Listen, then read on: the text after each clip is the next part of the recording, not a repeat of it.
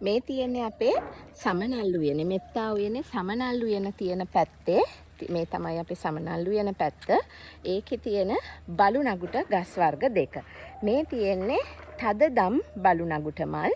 මේ තියෙන්නේ රතු බලු නගුට. ඉතින් බලු නගුට කියන එක මං අහලා තියෙනවා ලංකාවේ පාටවල් 6ක් විතර තියෙනවා කියලා. අපි ගාව තියෙනවා රතු දම්, ලාදම්, සුදු සහ දැන් රෝස ඇට ටිකක් ගෙනාවා. හරියයිද දන්නේ නැහැ. අපි බලමු. ඉතින් ඔයගොල්ලන්ටත් පුළුවන් මේක ඉබේ හැදෙන ගහක්. මේක හොඳම ඖෂධයක් ලංකාවේ. මේකේ ඇත්තටම තුවාලයක් වුණාම මේ කොලයක් හපලා තුවාලෙට තියෙන ඒ විදිහටත් කරන්න පුළුවන්. ඒ වගේ ගොඩාක් දේශීය ශාක තුවාලවලට හැම එක අත් බෙහෙත් විදිහට තියන්න පුළුවන් කියලා අපි දන්නවා. ඉතින් මේ බලු නගුටත් ඇත්තටම ඖෂධ ශාකයක් ඉබේ හැදෙන්නේ. පේනවා නේද? දැන් මගේ උසටත් වඩා ගිහිල්ලා තියෙන්නේ ගෙවත්තකට හරිම ආකර්ශනීයයි. ඉබේ හැදෙන්නේ. දැන් ඔයගොල්ලන්ට මග්ගාව ලාදම් ලාදම් පාටත් මෙතන තියෙනවා.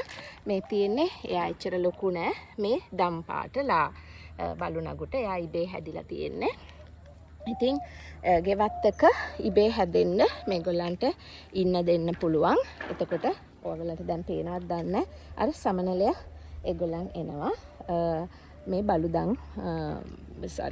නගුට මල් වලට පැණි බොන්න. ඉතින් ඒගොල්ලන්ටත් ඉන්න දෙන්න. ගෙවත්ත ලස්සන වෙනවා.